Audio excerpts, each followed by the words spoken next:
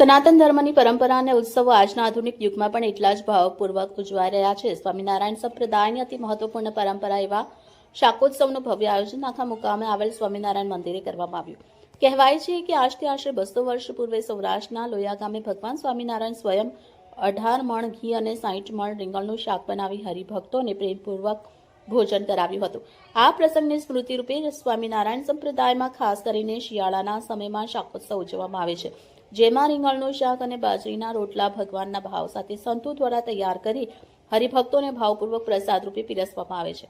આ પરંપરા મુજબ યોજાયેલ ધર્મસભામાં જૂનાગઢથી પધારેલા ભક્તિ કિશોર સ્વામીએ શાકોત્સવનું આધ્યાત્મિક મહત્વ સમજાવ્યું, જ્યારે પાટણ સ્વામિનારાયણ ગુરુકુળથી પધારેલા શાસ્ત્રી ભક્તિ પ્રસાદ સ્વામીએ ભગવાન સ્વામિનારાયણ દ્વારા આપેલા સિદ્ધાંતોને જીવનમાં ઉતારવાની આવશ્યકતા વિશે વિસ્તૃત પ્રવચન આપ્યું। આ પ્રસંગે આખા સ્વામિનારાયણ મંદિરના પૂજારી બિપિનભાઈ મહેતાની સ્વામિનારાયણ સંપ્રદાય પ્રત્યેની નિષ્ઠાને બિરદાવવામાં આવી। શાકોત્સવના મુખ્ય યજમાન લોકા પરિવાર દ્વારા સંતોનું પૂજન તથા સન્માન કરવામાં આવ્યું હતું। વેરાવળથી પધારેલા નિલેશ કાનાબાર સહિત અન્ય હરિભક્તોને સંતો દ્વારા હારતોરા પહેરાવી સન્માનિત કરવામાં આવ્યા હતા। ધર્મસભાના અંતે ગામના તેમજ બહારથી પધારેલા તમામ હરિભક્તોએ શાકોત્સવના પ્રસાદનો ભાવપૂર્વક લાભ લીધો હતો। રિપોર્ટર હર્ષ પરડા, A2Z ન્યૂઝ, કેશોદ।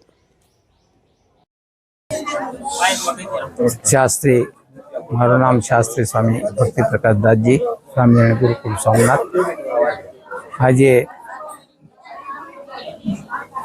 आखा गाम ने आंगणे भव्य ने दिव्य जे शाकोत्सव अने ब्रह्मचौर्यासी नु जे उजवाई रहेल छे तेमा शास्त्री स्वामी भक्ति किशोर दासजी स्वामी हूँ अने अमरे तेज भगत आवेला छीए।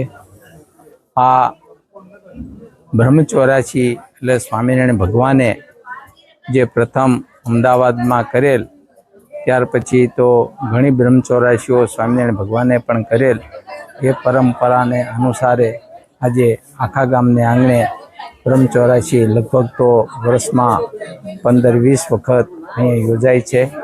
भक्तो खूब भाग्यशाળી છે, બહુ શ્રદ્ધાવાળા છે, ભાવવાળા છે અને શાકોત્સવ જે લોયાથી શરૂ થયેલ તે આજે સ્વામિનારાયણ સંપ્રદાયના ગામો ગામ, ધામો ધામ, શહેરે શહેરે અને દેશમાં નહીં પણ વિદેશમાં પણ આ શાકોત્સવો ઉજવાઈ રહેલ છે, જે ભક્તો માટે અને આમ જનતા માટે પણ ખૂબ જ ભાગ્યશાળી છે અને એના માટે આ દિવ્ય પ્રસંગો કહેવાય।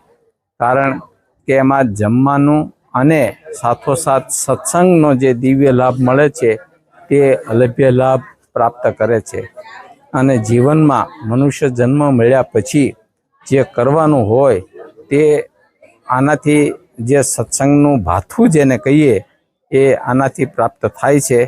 તો આ પ્રસંગે મારો એક જ સંદેશો છે કે જીવાત્મા જે મનુષ્ય જન્મ મળે છે, મનુષ્ય જન્મ મળ્યા પછી જીવાત્મા ભગવાનનો આશ્રિત કેમ બને અને ભગવાનના ભજન તરફ કેમ વળે એ જ મુખ્ય આશય હોય છે।